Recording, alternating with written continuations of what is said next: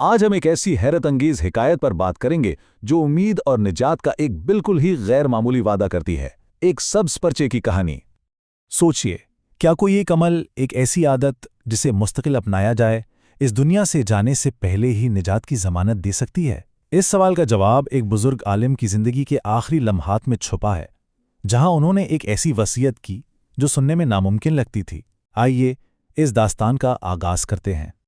تو ہماری کہانی شروع ہوتی ہے ایک بہت ہی پرہیزگار عالم حضرت محمد سے، جو اپنے بستر مرگ پر اپنی بیٹی سے ایک ایسی پیش گوئی کر رہے ہیں جو بظاہر ناممکن سی لگتی ہے۔ انہوں نے بڑے اطمینان سے اپنی بیٹی سے کہا کہ یہ جو پرچہ آئے گا نا، یہ ان کی نجات کا خدائی سرٹیفکیٹ ہوگا، ایک ایسا وعدہ جو ٹھیک ان کے انتقال کے لمحے ہی پورا کیا جائے گا۔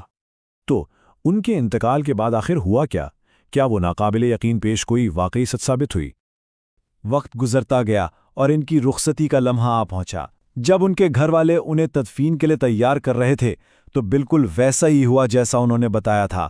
ایک کرامت ظاہر ہوئی۔ وہاں موجود سب لوگ حیرت سے دیکھ رہے تھے کہ اچانک ایک نور سا پھیل گیا اور ٹھیک ان کی پیشگوئی کے مطابق ایک سبز رنگ کا پرچہ ہوا میں لہراتا ہوا نیچے آیا۔ اور اس پرچے پر سنہری حروف میں جو لکھا تھا وہ ان کی نجات کی سیدھی سیدھی تصدیق تھی، جو ان کے علم اور ان کے اعمال کا صلہ تھا۔ لیکن سنیے، یہ پرچہ خود بھی کوئی عام چیز نہیں تھا، یہ تو اپنے آپ میں ایک معجزہ تھا۔ اس کی خاصیت یہ تھی کہ اس پر لکھے سنہری الفاظ، آپ چاہے اسے سامنے سے پڑھیں یا پیچھے سے، بالکل صاف اور سیدھے نظر آتے تھے۔ تو سوال یہ ہے کہ آخر یہ بزرگ تھے کون جنہیں اتنا بڑا اعزاز نصیب ہوا؟ وہ ایک بڑے پائے کے عالم تھے، لیکن ان کی اصل پہچان نبی کریم صلی اللہ علیہ وسلم سے ان کی بے پناہ محبت تھی، اور ان کی زبان پر ہمیشہ دو چیزیں رہتی تھیں۔ تو یہاں سے ہم اس سب سے اہم سوال کی طرف آتے ہیں کہ اس پورے واقعے کے پیچھے وہ خاص راز کیا تھا؟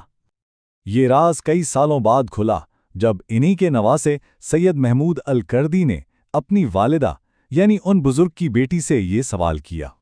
تو اہم بات یہ ہے کہ ان کی نجات کسی بہت مشکل یا پیچیدہ عبادت سے نہیں جڑی تھی، بلکہ دو سادہ سے اعمال سے جڑی تھی، جنہیں وہ پورے خلوص اور استقامت کے ساتھ، یعنی سچی نیت اور ثابت قدمی سے زندگی بھر کرتے رہے۔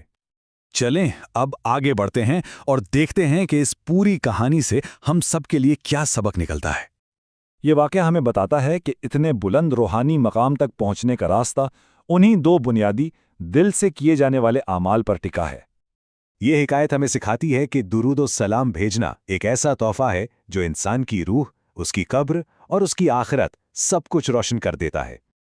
اور یہ سب سن کر ایک سوال ذہن میں آتا ہے، وہ کون سی ایسی چھوٹی سی لیکن مستقل عادت ہو سکتی ہے جو اگر محبت اور اخلاص سے کی جائے تو ہماری اپنی تقدیر بدل دے؟